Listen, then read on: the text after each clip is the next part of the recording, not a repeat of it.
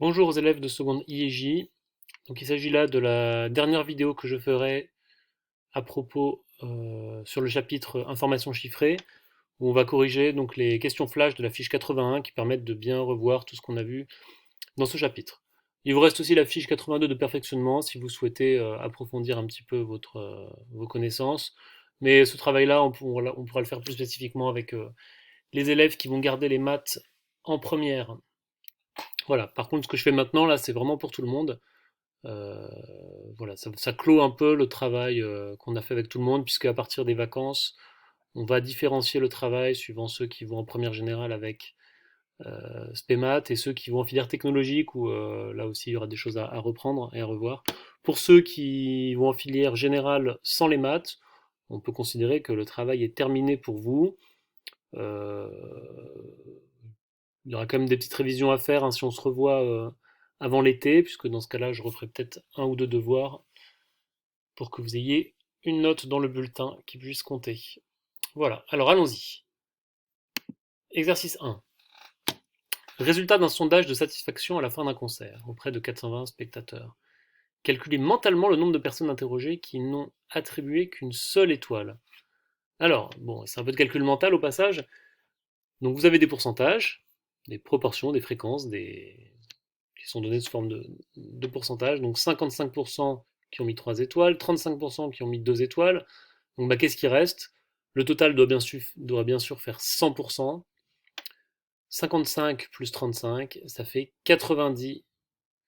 90, donc 90%, il reste évidemment 10%. Donc 10% des spectateurs ont mis qu'une seule étoile, et donc il faut faire 10% de 420, c'est facile, 10% c'est 10 sur 100, c'est pareil que 1 dixième. Il faut diviser ça par 10, donc c'est tout simplement 42. Ça ne doit pas poser de difficulté normalement. Exercice suivant. Forte pluie, 64 tentes d'un camping sur 80 ont été inondées. Parmi les propositions ci-dessous, entourez celles qui traduisent la proportion des tentes inondées. Donc la proportion des tentes inondées, c'est donc effectif des tentes inondées divisé par effectif total des tentes, donc 64 divisé par 80. Donc ça va pas être ça, hein, notamment 64 tout court, non, c'est bien sûr 64 sur 80. Et alors ça c'est pas bon, évidemment, c'est pas 64. Hein. Est-ce que c'est 64%? Non, ce serait juste s'il y avait 100 tentes au total, mais là il y en a 80, donc c'est pas bon non plus. 64 sur 80, bah oui c'est bon, 64 divisé par 80. 0,8, bah là il faut calculer. 64 sur 80, ça fait quoi en nombre décimal? Bah, 64 divisé par 8, ça fait 8. On connaît sa table de multiplication, 8 fois 8, 64. Donc 64 divisé par 80, ça fait 0,8. Donc ça c'est bon aussi, 0,8. Est-ce qu'on peut dire que c'est égal à 4 sur 5? Eh bien oui, c'est 4 sur 5, hein, 4 divisé par 5, c'est une fraction qui est égale à 64 sur 80. Il suffit de diviser par 16 en haut et en bas par exemple, ou de repartir de 0,8 qui est pareil que 80%. D'ailleurs on voit que ça du coup c'est bon, 0,8 c'est 80%. Et 80 sur 100 c'est pareil que 8 sur 10, c'est pareil que 4 sur 5. Donc ce qui est bon au final c'est ça, ça, ça et ça. Voilà. Exercice suivant. Daphné joue aux échecs, elle a déjà joué 16 parties, et parmi celles-ci elle en a gagné 10. Donc 10 parties gagnées sur 16. Il lui reste 4 parties à jouer, donc au total elle va jouer 20 parties. Calculez mentalement son taux de réussite si elle les gagne toutes. Bah, elle en a déjà gagné 10. Il lui en reste 4. Bah, si elle gagne toutes celles qui lui restent, elle en aura gagné 14. Donc elle aura gagné 14 parties sur 20. C'est son taux de réussite, 14 sur 20, qu'on peut réécrire 7 sur 10. Ou 0,7, c'est-à-dire 70%. Exercice suivant. Un samedi, 780 personnes, dont 60% d'adultes, ont visité un château. On a observé que 75% de ces adultes étaient de nationalité anglaise. On note A le nombre de visiteurs adultes anglais, entouré l'affirmation exacte. Donc là, il y a un petit calcul à faire. Donc là, vous voyez, il y a deux pourcentages.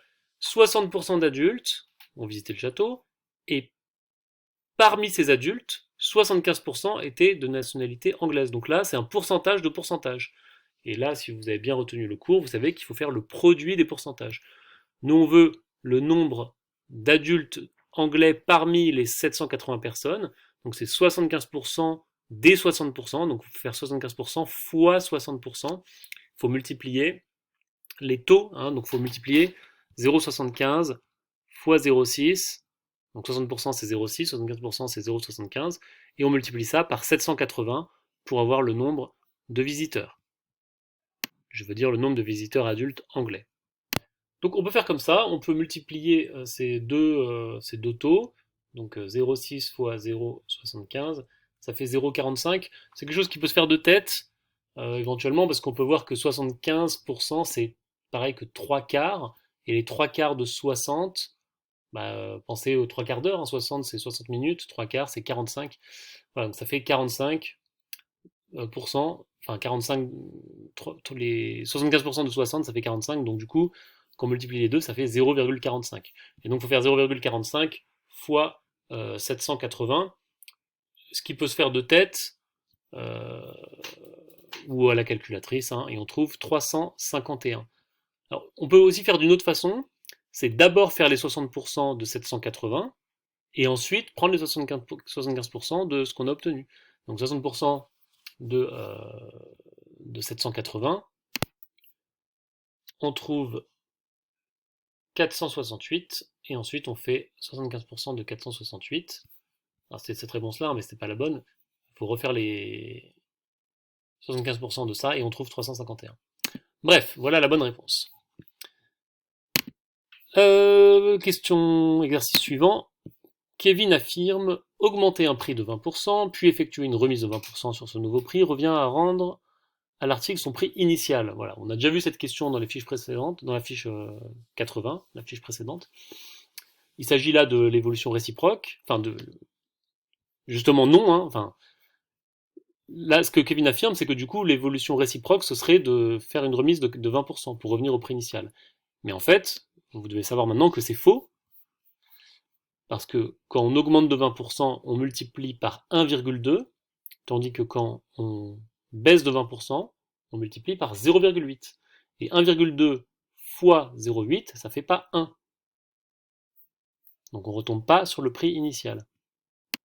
En effet, donc ces deux évolutions successives, si on multiplie les deux coefficients multiplicateurs, ça fait 0,96. Donc en fait, le nouveau prix, il est plus bas que le prix initial, le prix à la fin. Une autre façon de le faire, c'est de faire comme si le prix c'était 100 au départ. Si on l'augmente de 20%, eh bien, le prix devient 120. Maintenant, si on fait une remise de 20%, on fait diminuer de 20%, ça fait pas moins 20 euros, parce qu'il faut faire 20% de 120. Et 20% de 120, ça fait 24. Et donc il faut retirer 24 euros, et donc on retombe à 96 euros. Donc le prix de départ c'était 100, et là le prix à la fin des deux remises, enfin l'augmentation puis la remise, c'est 96 euros, donc c'est comme si au final le prix avait baissé de 4%. Voilà, donc une façon de... Voilà, le contre-exemple en partant de 100, fois 1,2 ça fait 120, on rajoute 20%, fois 0,8 pour enlever 20%, ça fait 96 euros, et donc ce n'est pas le prix de départ. Exercice suivant, donc c'est un peu le même genre d'idée là. Lire ce dialogue, qui a raison, expliquer. Augmenter de 300% revient à multiplier par 4. Est-ce que c'est vrai ou pas? Multiplier par 4 revient à augmenter de 400%. Est-ce que c'est vrai ou pas? Alors, ça veut dire quoi augmenter de 300%? Ça veut dire ajouter 300% de la valeur. Mais c'est quoi 300% de la valeur? Eh bien, c'est 3 fois la valeur. Et si on ajoute 3 fois la valeur, en fait, c'est comme si on multipliait par 4. Donc Mehdi a raison. La formule, c'est multiplié par 1 plus t sur 100, où t c'est le taux en pourcentage. Donc 300 sur 100, ça fait 3. 1 plus 3, ça fait 4. Donc c'est multiplié par 4. Par contre, multiplié par 4, justement, ça revient pas, parce que comme Mehdi a raison, bah, Tom a forcément tort, hein, parce que multiplié par 4, ça revient non pas augmenter de 400%, mais augmenter de combien? De 300%. Si on augmentait de 400%, eh bien on multiplierait par 5. 1 plus 400 sur 100, 1 plus 4, ça fait 5. Voilà. Tom a tort, car augmenter de 400% revient à multiplier par 5. Et Mehdi, par contre, a raison. Exercice 7. La tourterelle des bois est une espèce migratrice, visible en Europe en été, elle est menacée. Dans chaque cas, notez si le pourcentage indique une proportion ou une évolution. Alors là, voilà, il ne faut pas confondre les deux. Là, c'est vraiment de la compréhension de texte, hein. La France accueille près de 10% de la population mondiale. Alors, est-ce que c'est une évolution, ça? Non, c'est une proportion. 10% de la population mondiale, voilà, c'est la proportion que la France accueille en termes de tourterelles des bois par rapport à la population mondiale. En 15 ans, la population européenne a perdu 2 individus sur 5. Donc ça a baissé de moins 40, de 40%. Oui, c'est une évolution. Les effectifs en Ile-de-France ont chuté de 90%. Eh bien, c'est une évolution, c'est une chute, ça a baissé, ça a évolué. Et le régime alimentaire est surtout composé de graines. Eh bien là, c'est une proportion. Donc ça fait PEEP. Voilà. Exercice 8. Dans une boulangerie, une boule bio coûtait 4,60 euros, 4,60 €. Ce prix a subi 4 augmentations successives de 5% chacune. On note P, le nouveau prix de la boule. Alors, 4 évolutions successives de 5%. Est-ce que ça fait qu'on rajoute 5 plus 5 plus 5? Est-ce que ça a augmenté de 20%? Non, ce n'est pas ça. C'est qu'on a multiplié 4 fois de suite par 1,05. Augmenté de 5%, ça revient à multiplier par 1,05, qui est le coefficient multiplicateur. 1 plus 5 sur 100. 1 plus 0,5, donc 1,05. Et si on multiplie 4 fois de suite par 1,05, ça fait combien? Il faut le calculer, là il faut mieux prendre la calculatrice. On trouve à peu près 5,59. Donc c'est ça qui est juste. Hein. Voilà, là il faut la calculatrice. Hein. De tête c'est un peu compliqué. Passons à l'exercice 9. En 2010, un village comptait 1200 habitants. En 2018, il en comptait 1320. Donc il y a eu une évolution, hein, il y a eu une augmentation du nombre d'habitants. Calculez mentalement, donc pas le droit à la calculette, le taux d'évolution en pourcentage. Donc, comment on fait ça? Eh bien, rappelez-vous la formule. Pour avoir le taux d'évolution, en fait, on calcule la variation relative. C'est V1 moins V0 divisé par V0. Donc déjà, on calcule la variation absolue. C'est V1 moins V0, donc valeur finale moins valeur initiale. Combien il y a d'habitants en plus? 1320 moins 1200, c'est facile à calculer. Hein. La différence, c'est 120. Il y a 120 habitants en plus. Et cette augmentation absolue, il faut la diviser par la valeur initiale de 1200. Ça donnera le taux d'évolution. Donc 120 divisé par 1200, ça se fait de tête sans problème. Hein. 120 divisé par 1200, ça fait tout simplement 0,1, ça fait 1 sur 10. 120 divisé par 1200, si on enlève les zéros, ça fait 12 sur 120. Voilà, c'est évident que ça fait 1 sur 10. 1 sur 10, 0,1, en pourcentage, ça fait 10%. Donc il y a eu 10% d'augmentation. Voilà, en 8 ans, le nombre d'habitants a augmenté de 10%. Donc j'ai dit voilà 0,1, mais on pouvait aussi ramener directement 120 sur 1200 à 10 sur 100, c'est-à-dire donc 10%. Enfin l'exercice 10, le niveau de l'eau d'un lac a subi une hausse de 10%, tiens encore 10%, en mai, puis une baisse de 20% en juin. Excusez-moi pour le bruit de chaise qui grince. Donc on augmente de 10%, puis on baisse de 20%. Cochez l'affirmation exacte sur l'évolution du niveau de lac de début mai à fin juin. Donc là, il y a un petit calcul à faire. Donc là, vous avez bien compris qu'il ne faut pas faire plus 10, moins 20, et donc dire que ça fait une baisse de 10%. De toute façon, il n'y a aucune des propositions qui dit ça, donc on ne peut pas se tromper là-dessus. Ça veut dire quoi augmenter de 10%? Ça veut dire multiplier par 1,1. Et ça veut dire quoi baisser de 20%? Ça veut dire multiplier par 0,8. Alors, ce qu'on peut aussi faire ici, c'est prendre un exemple. Hein, on va dire que le niveau il est à 100. Voilà, on part de 100. On augmente de 10%, il passe à 110. On rajoute 10%. Et il baisse de 20%. Eh bien, on enlève 20% de 110. C'est-à-dire qu'on enlève 22. Puisque 20% de 110, c'est 22. Donc on enlève 22, donc on arrive à 88.